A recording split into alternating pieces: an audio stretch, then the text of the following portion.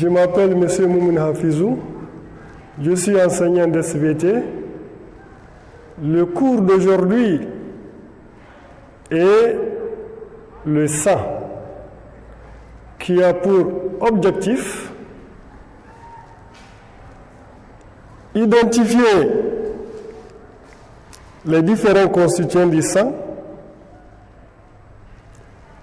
à travers une expérience ou une technique qu'on appelle le frottis sanguin. Alors, qu'est-ce que c'est que le frottis sanguin?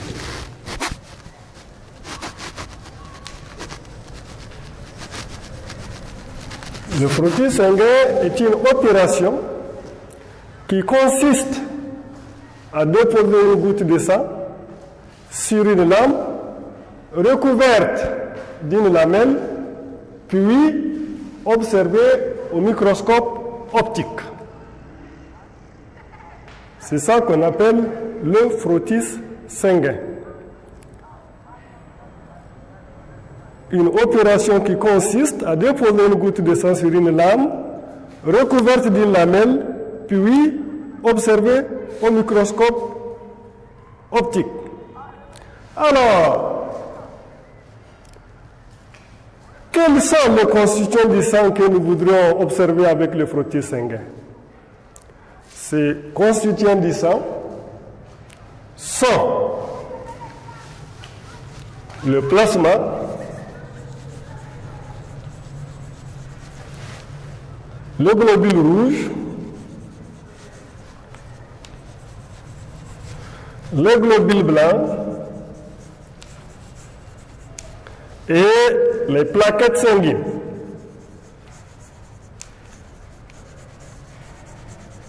Donc, ces éléments sont les constituants du sang. Plasma, globule rouge, globule blanc, plaquettes sanguines. Mais attention, il faut faire l'alliance entre constituants du sang et éléments figurés du sang ou les cellules sanguines. Les cellules sanguines sont appelées aussi des éléments figurés du sang. Donc, ils sont les globules rouges, les globules blancs et les plaquettes sanguines. Constituent ce qu'on appelle les éléments figurés du sang. Les éléments figurés du sang.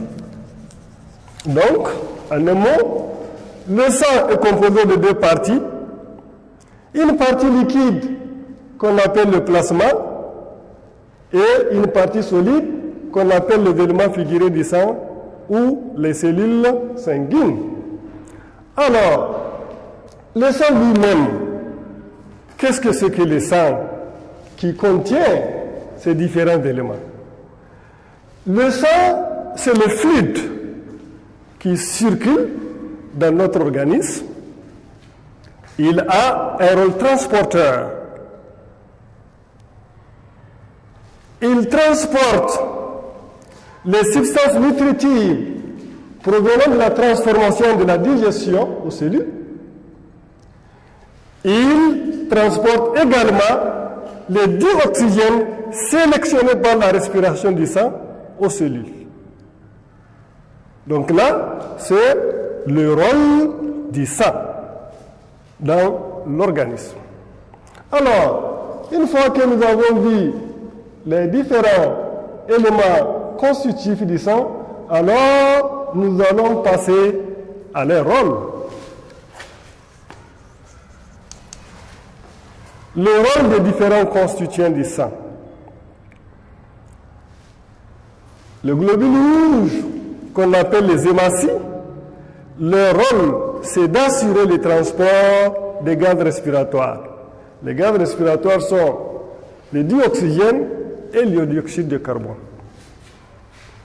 Quant au globule blanc, leur rôle, c'est de défendre et de protéger l'organisme contre les agressions microbiennes à travers ses propriétés, à savoir la phagocytose, la diapédèse, la chimiotactisme et la pseudopode, Donc, à travers ces 4 propriétés-là, les globules blancs assurent la défense et la protection de l'organisme. Alors, le schéma de l'étape de la phagocytose, sûrement, vous allez le voir en classe avec votre professeur. Maintenant, quant aux plaquettes sanguines, ce sont des cellules qui sont très petites, ils sont en amas, ils interviennent dans la coagulation du sang.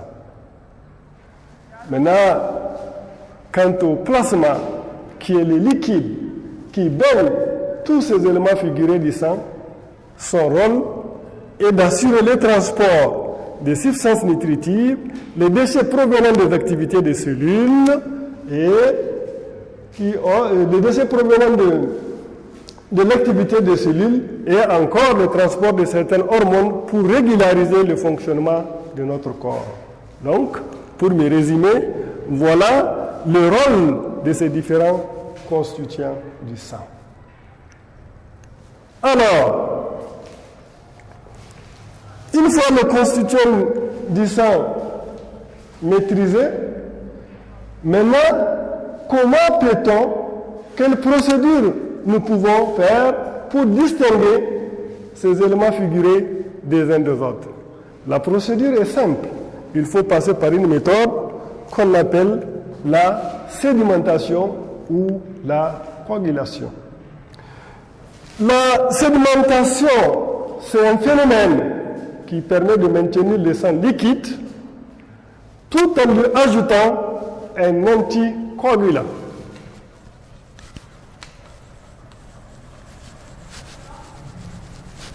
Tout en lui ajoutant un anticoagulant, donc c'est anticoagulant-là, il peut être de l'oxalate, d'ammonium ou du citron. Là, l'oxalate constitue ce qu'on appelle un réactif. Donc c'est un réactif qu'on utilise pour maintenir le sang liquide. Alors, si le sang on peut le maintenir en liquide, alors comment le sang peut aussi se conserver coagulé? Pour la coagulation du sang, lorsqu'on laisse du sang au contact de l'air libre, il se prend en masse. Donc, ce phénomène est appelé la coagulation. Alors, comment cette coagulation est-il possible? Comment elle est possible? La coagulation est possible grâce à certaines substances, les ions calcium, les ions potassium, et là, lorsqu'ils interviennent, ils transforment la fibrine du sang liquide en un filament de fibrine qui constitue une masse compacte pour empêcher le saignement du sang. Voilà comment s'effectue le mécanisme de la coagulation du sang.